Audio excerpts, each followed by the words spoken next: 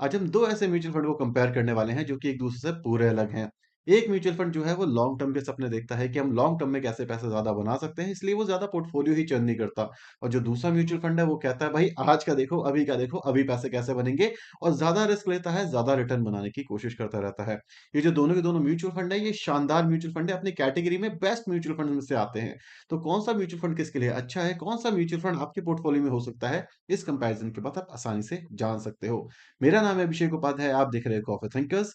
शुरू करते हैं अपनी वीडियो। तो हम यहाँ पे 3 म्यूचुअल फंड को कंपेयर कर रहे हैं इस समय। पहला है क्वांट का स्मॉल कैप, दूसरा है एक्सेस स्मॉल कैप, तीसरा है निप्पॉन इंडिया निफ्टी 50, ये एक इंडेक्स फंड है। तो ये हमने बेंचमार्क को कंपेयर करने के लिए रख लिया है। कोई भी और दूसरा बेंचमार्क आप ट्राई कर सकते हो क्योंकि रिटर्न बेंचमार्क के सेम ही होते हैं, क्योंकि स्मॉल कैप का इंडेक्स फंड है। वहीं पे अगर आप देखोगे जो हल्की सी ग्रीन लाइन है वो आपको क्वांट की दिखेगी, एक्सेस की है पर्पल, निप्पॉन की है येलो लाइन। अगर आप 5 साल के रिटर्न की बात करोगे तो यहाँ पे अच्छे खासे लेवल पे बीट करता हुआ दिखा है आपको क्वांट म्यूचुअल फंड।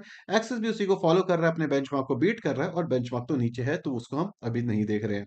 वहीं पे अगर हम 3 साल की भी बात करेंगे तो 3 साल के अंदर भी आपको जो क्वांट है वो काफ़ी हद तक काफ़ी आउट परफॉर्म करता हुआ दिखा है अपने बेंचमार्क को। और जो एक्सिस है उसने ऑलमोस्ट अपने बेंचमार्क के आसपास के रिटर्न दिए हैं लास्ट 3 साल के अंदर।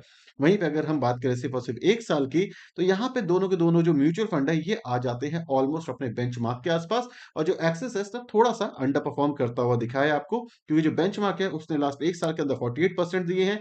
जो क्वांट है उसने लास्ट 1 साल के अंदर 48% के रिटर्न दिए हैं और जो एक्सिस है 35.6% के रिटर्न दिए हैं। तो अगर हम सिर्फ और सिर्फ 1 साल की बात करेंगे, तो 1 साल के अंदर जो हमारा एक्सिस म्यूचुअल फंड है उसने थोड़ा-सा अंडर परफॉर्मेंस दिखाया है।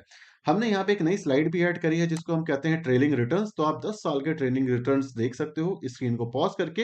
लेकिन अगर मैं मोटे-मोटे तौर से बात करूँ कि अगर आप 5 साल से ज़्यादा के रिटर्न देखते हो, एक लॉन्ग टर्म विज़न रखते हो, क्योंकि स्मॉल कैप में जो भी आता है लॉन्ग टर्म के लिए ही इन्वेस्ट करता है। तो मोटे-मोटे तौर पे जो एक्सेस है और क्वांट है वो लॉन्ग टर्म में ऑलमोस्ट सिमिलर लेवल के ही रिटर्न निकाल के लेके आ पाते हैं। लेकिन ट्रेलिंग रिटर्न्स के अंदर भी आपको जो क्वांट है वो थोड़े से ज़्यादा रिटर्न निकाल करके देखता हुआ दिखता है। करीब-करीब 2 से 3% से ज़्यादा रिटर्न क्वांट ने निकाल करके दिए हैं एक्सेस से। और बेंचमार्क तो बेंचमार्क है, तो उससे हमें जो उम्मीद होनी चाहिए वही उम्मीद बेंचमार्क ने दिखाई है। अगर हम आगे चलें और फंड के बारे में कुछ जानने की कोशिश करें कि फंड हाउस कब सेटअप हुआ है और बाकी सारी चीजें, तो आप देख सकते हो इनिशियल लेवल पे जो फंड बना था क्वांट का, ये एस्कॉट के नाम से बना था। 2018 के अंदर क्वांट ने एस्कॉट को खरीद लिया था, तो इस समय पे क्वांट का फंड है।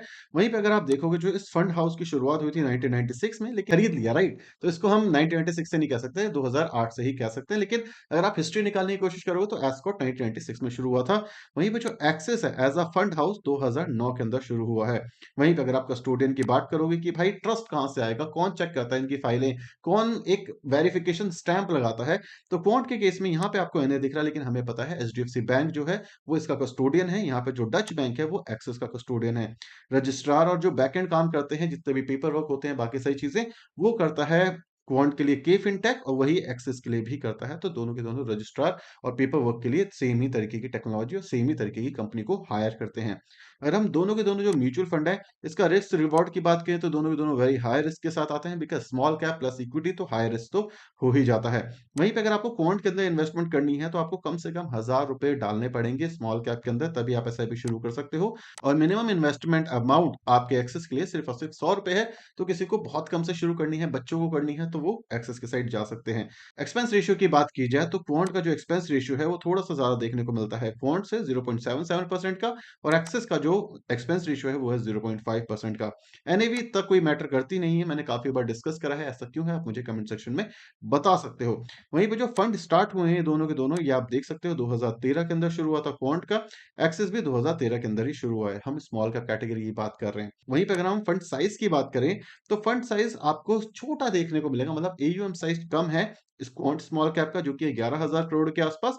वहीं पे 17,000 करोड़ के आसपास, इवन आप 18,000 करोड़ के आसपास कह सकते हो जो है एक्सेस का।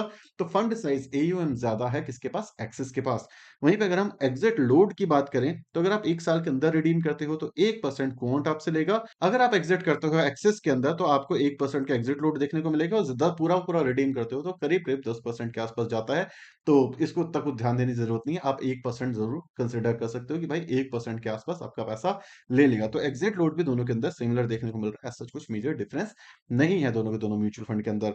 वहीं पे एक्सपेंस रेशियो की बात की जाए तो थोड़ा-सा कम एक्सपेंस रेशियो एक्सिस के पास है, लेकिन रिटर्न एक्स्ट्राऑर्डिनरी 2-3% के आस-पास हमें क्वांट ज़्यादा देता जाता है, तो वो आपको कंसीडर करना पड़ेगा। अगर हम 1 साल, 3 साल और 5 साल की भी बात करें, तो यहाँ पे जो क्वांट है, वो आपको एक्स्ट्राऑर्डिनरी रिटर्न निकाल करके देता है और ज़्यादा रिटर्न निकाल करके क्वांट दे रहा है। तो यहाँ पे क्लियरली आपको जीतता हुआ दिखेगा कौन-सा म्यूचुअल फंड, क्वांट।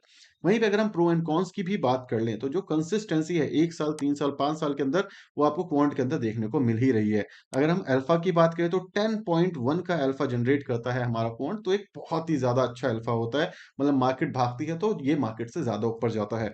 वहीं पे अगर हम एक्सपेंस रेशियो की बात करें तो लोएस्ट है, तो कोई दिक्कत नहीं है, 1% से कम है। अगर हम 5 साल और 10 साल की बात करें, जैसे हमने बात की थी लॉन्ग टर्म एक्सिस का जो म्यूचुअल फंड है, वो लॉन्ग टर्म में वेल्थ क्रिएट करता है। तो 5 साल और 10 साल के अंदर कंसिस्टेंसी दिखती है। वहीं पे अगर आप बात करोगे अल्फा की, तो अल्फा आपको देखने को मिलेगा कितना 7.77। तो जो एक्सिस है उसका अल्फा थोड़ा-सा कम दिखेगा, क्वांट का अल्फा थोड़ा-सा ज़्यादा है, मतलब मार्केट को ज़्यादा लंबे तरीके से बीट कर सकता है। लॉन्ग टर्म के अंदर इस अल्फा इतना मैटर नहीं करता, लेकिन शॉर्ट टर्म में अगर मार्केट रिकवर कर रही है, तो यहाँ पे क्वांट आपको जीतता हुआ दिखेगा ही। तो एक्सपेंस रेशियो इसके अंदर भी कम है, कोई दिक्कत नहीं है। 10 साल के अंदर आपको पता है रिटर्न कम है क्वांट के, क्योंकि वो एस्कॉर्ट था 2018 में, तो 10 साल के रिटर्न क्वांट के एरिया में देखना तो बेकार ही है। लेकिन अगर हम एक्सिस की भी बात करें, तो एक्सिस के लास्ट 1 और 3 साल के रिटर्न काफ़ी ज़्यादा कम देखने को मिले हैं ओवरऑल बेंचमार्क के अकॉर्डिंग। तो ये एक थोड़ी-सी चिंताजनक बात है कि भाई एक्सेट उस लेवल पे कोप अप नहीं कर पा रहा। लेकिन एक्सेस कहता भी है भाई हम लॉन्ग टर्म इन्वेस्टर हैं, हम बहुत ज़्यादा चर्न नहीं करते अपने पोर्टफोलियो को। तो मेनली जिसको लॉन्ग टर्म के लिए इन्वेस्ट करना है, एक्सेस उनके लिए थोड़ा-सा ज़्यादा अच्छा दिख रहा है अभी तक। ये हम end of the video discuss करने ही वाले हैं, तो आप पूरी वीडियो देखते रहो। अब हम बात करते हैं होल्डिंग एनालिसिस। तो अगर आप देखोगे जो कि टॉप 5 कंपनियां हैं, टॉप 5 कंपनियों में 20% के आसपास एयूएम का पूरा टॉप 5 में डाला है और 18% डाला है एक्सिस ने। टॉप 20 कंपनी के अंदर 51% के आसपास डाला है और 48% डाला हुआ है एक्सिस ने। अगर आप देखोगे जो पीई है, मतलब प्राइस टू अर्निंग, क्वांट का अभी भी कम है और एक्सिस का पीई ज्यादा है। मतलब क्वांट म्यूचुअल फंड अभी भी रिलेटिवली सस्ता है कंपैरेटिवली एक्सिस के। तो इसी वजह से अगर आपको दोनों के दोनों म्यूचुअल फंड में इन्वेस्ट करना हो, तो क्वांट आज भी सस्ता दिख रहा है इतना सारा रिटर्न निकाल करके। इसके पीछे मेन रीजन है वो चर्न करते हैं, तो इसलिए वो पीई थोड़ा सा लो मेंटेन कर पा रहे हैं।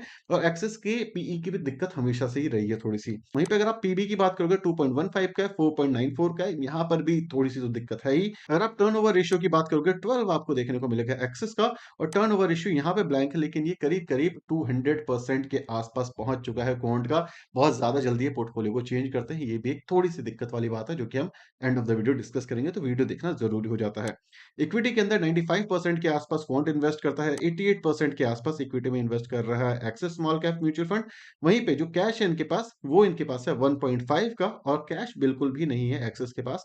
तो बाकी पैसा कहाँ पे इन्वेस्ट करें? इधर-उधर एफएनओ थोड़ा बहुत ऊपर-नीचे करना और बॉन्ड यील्ड और इन सब में इन्वेस्ट करते हैं। तो इसी वजह से यहाँ पे आपको थोड़ा-सा डिसरप्शन देखने को मिल रहा है। और आपको वोलेटिलिटी एक्सिस के अंदर थोड़ी-सी कम देखने को मिलती है, जो कि हम आगे भी देखने वाले हैं, लेकिन क्वांट में ज़्यादा दिखती है, जो कि हम end of the video cover करेंगे ही करेंगे।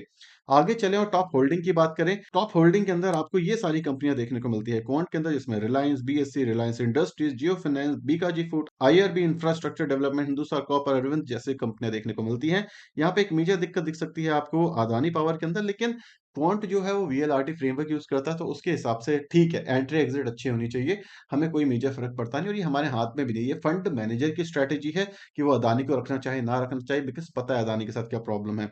वहीं पे अगर हम एक्सिस की बात करें, तो एक्सिस के पास वही पुरानी होल्डिंग है जो ये हमेशा से होल्ड करते हैं।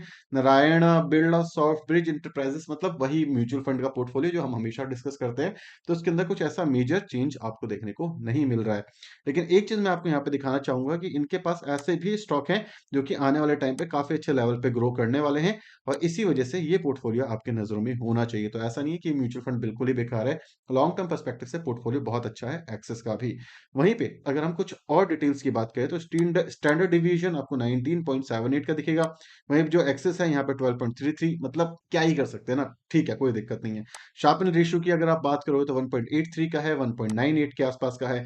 बीटा की भी बात करोगे तो 1 का बीटा आपको दिख रहा है क्वांट के अंदर। वहीं पे जो एक्सेस है उसका बीटा थोड़ा सा कम है, मतलब एक्सिस म्यूचुअल फंड वॉलेटाइल कम है, ऊपर-नीचे बहुत ज़्यादा कम जाता है और बेंचमार्क के आस-पास ही वॉलेटिलिटी आपको देखने को मिलेगी। क्वांट के अंदर तो मार्केट गिरेगी तो ये भी गिरेगा, चढ़ेगी तो ये ज़्यादा चढ़ेगा क्योंकि अल्फा इसका अच्छा है। वहीं पे जो एक्सिस है, मार्केट गिरे या ना गिरे वो थोड़ा कम गिरेगा, वहीं पे मार्केट बढ़े तो भी बढ़ेगा लेकिन क्वांट जितना नहीं बढ़ेगा बिकॉज़ अल्फा इतना ज़्यादा नहीं है। शॉर्ट एंड रेशियो की भी बात की जाए तो यहाँ पे भी आपको सेम ही तरीके का देखने को मिलेगा 2.71 और एक्सिस के अंदर आपको दिख रहा है 3.3 का। अल्फा जो हमने ऑलरेडी डिस्कस कर लिया है 10 का है, यहाँ पे 7.7 का है तो अल्फा ज़्यादा है, ज़्यादा अल्फा, लो बीटा अच्छा कॉम्बिनेशन है, लेकिन क्वांट के अंदर आपको ज़्यादा अल्फा और ज़्यादा बीटा देखने को मिल रहा है और जो निप्पॉन और जो एक्सिस है उसके अंदर आपको कम अल्फा और कम बीटा देखने को मिल रहा है। मतलब ग्रोथ भी थोड़ी-सी कम है, वोलेटिलिटी भी थोड़ी-सी कम होने वाली है। तो किसके लिए कौन-सा अच्छा है ये हम आगे चल कर के तो देखेंगे ही। लेकिन अब एक मेन क्वेश्चन आने वाला है कि भाई मेरे पोर्टफोलियो में ये दोनों के दोनों म्यूचुअल फंड है, तो क्या करना चाहिए? मुझे रखना चाहिए, नहीं रखना चाहिए? ओवरलैपिंग उसके लिए एक अच्छा ऑप्शन है। तो इन दोनों म्यूचुअल फंड्स के अंदर सिर्फ़ और सिर्फ़ 3% की ओवरलैपिंग है। तो किसी पोर्टफोलियो में अगर ये दोनों म्यूचुअल फंड है तो बहुत अच्छी बात है। आप दोनों तरीके के लिए तैयार हो बिकॉज़ ओवरलैपिंग इतनी ज़्यादा नहीं है, जो कि एक अच्छी बात है। वहीं पे अगर हम बात करें 6 ऐसे स्टॉक्स हैं जिसके अंदर ये दोनों के दोनों म्यूचुअल फंड इन्वेस्ट करते हैं। नंबर ऑफ स्टॉक्स की बात करें जो कि अलग है। क्वांट के अंदर 79 ऐसे स्टॉक हैं जो कि अलग है।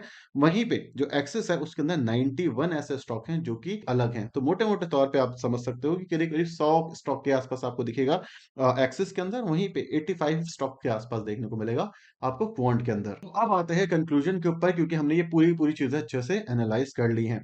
अब कुछ मेजर पॉइंट है जो कि हर एक इंसान पूछता है कि भाई किसको इन्वेस्ट करना चाहिए, कौन से म्यूचुअल फंड में, अगर मुझे दोनों में से एक लेना है। तो उसके लिए आपको समझना है आप किस तरीके के इन्वेस्टर हो। अगर आप एक ऐसे इन्वेस्टर हो जिसको लॉन्ग टर्म में ज़्यादा अच्छे रिटर्न चाहिए, अगर आप एक ऐसे इन्वेस्टर हो जिसको उतार-चढ़ाव से थोड़ा घबराहट होती है, तो उस केस के अंदर axis small cap mutual fund आपके लिए अच्छा हो सकता है बिकॉज़ ये लॉन्ग टर्म में आपके लिए वेल्थ बना करके देगा। आप इसको हमेशा चेक नहीं कर सकते, हर 2-3 साल के अंदर चेक नहीं कर सकते बिकॉज़ इसका ऐसा ही है, एक बार में बल्क में पैसा इन्वेस्ट करता है और एक बार में निकाल करके लेके आ पाता है। वो बहुत ज़्यादा चेंज नहीं करते पोर्टफोलियो को, तो इसलिए लॉन्ग टर्म में ही ये अच्छा परफॉर्म करता है म्यूचुअल फंड, जो इसका पास्ट रिकॉर्ड हमें बता रहा है। फ्यूचर में क्या होगा वो टोटली फंड मैनेजर पे डिपेंड करता है। अगर वो पोर्टफोलियो चर्न करता है, चेंजेस करता है, तो एक्सेस भी रेगुलर बेसिस पे कंपाउंडिंग निकाल के ला पाएगा। लेकिन एक जो कंसिस्टेंसी वाली चीज़ है, वो मिसिंग दिखती है इस समय में हमें एक्सेस के अंदर।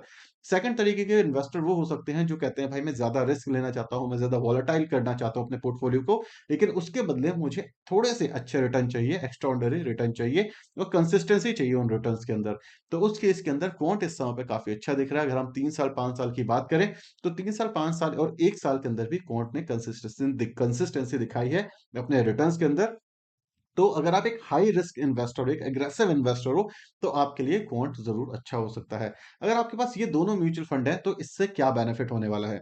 एक्सिस है तो आपको पता है कि आपका पैसा इन लॉन्ग रन बन ही जाता है, तो उसमें कोई दिक्कत वाली बात नहीं है, एक अच्छा ब्रांड वैल्यू भी आता है। वहीं पे अगर क्वांट भी है आपके म्यूचुअल फंड में, तो वो एक मोमेंटम देगा। तो ये जो डिफेंस और मोमेंटम का गेम है, ये मर्ज होता है, तो आपके ऑन एन एवरेज रिटर्न काफ़ी ज़्यादा अच्छे बन सकते हैं। सेकंड चीज़ आपको देखने को मिलेगी कि अगर आप एक्सेस में इन्वेस्ट कर रहे हो और स्पेशली आप स्मॉल कैप कैटेगरी में इन्वेस्ट कर रहे हो, तो आपको पता है कि भाई स्मॉल कैप में तो वोलेटिलिटी होती ही है। तो अगर मैं रिस्क ले रहा हूँ तो थोड़ा-सा ज़्यादा रिस्क क्यों ना लूँ और वहाँ पे जाकर के इन्वेस्ट क्यों ना करूँ, जो एक्चुअली मेरे लिए थोड़ा-सा ज़्यादा एफर्ट ले रहा है। क्योंकि स्मॉल कैप मतलब ही आप रिस्की इन्वेस्टिंग कर रहे हो। तो उस केस के अंदर दोनों में से अगर किसी को एक लेना है और रिस्कियर इन्वेस्टिंग करना ही है, स्मॉल कैप में इन्वेस्ट करना ही है, तो मैं क्वांट की साइड जाना पसंद करूँगा। आई नो इसके अंदर एक्सपेंस रेशियो थोड़े-से ज़्यादा हैं।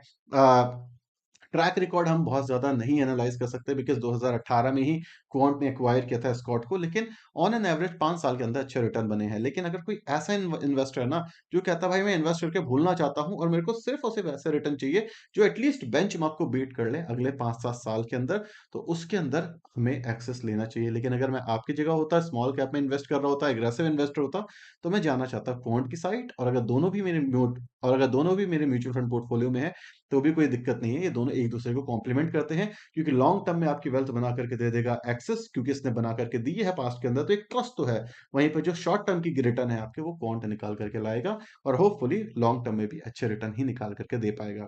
आई होप आपको इस वीडियो से काफ़ी कुछ समझ आ गया होगा और आपके पास जो एक छोटी-सी कन्फ्यूजन होगी, वो इस वीडियो से दूर हो गई होगी। हम नई-नई चीज़ें ऐड कर रहे हैं, नई-नई स्लाइड्स ऐड कर रहे हैं। जैसे हमने रिसेंटली ऐड करा था रोलिंग रिटर्न, वो पहले हम कवर नहीं करते थे। तो जो भी आपके पास फीडबैक है, जो भी आप नई चीज़ ऐड करवाना चाहते हो कंपैरिज़न में, आप बता सकते हो, हम उसको भी ऐड कर लेंगे। इस तरीके की वीडियो पसंद आती है तो चैनल को सब्सक्राइब करना बिल्कुल भी मत भूलना, वीडियो को लाइक करना बिल्कुल भी मत भूलना। इसके बावजूद अगर कोई क्वेश्चन रह गया है तो कमेंट सेक्शन में बता सकते हो, हम रेगुलर बेसिस पे Q&A भी करते रहते हैं। तो thank you so much for watching this video. Tata, bye bye, signing of.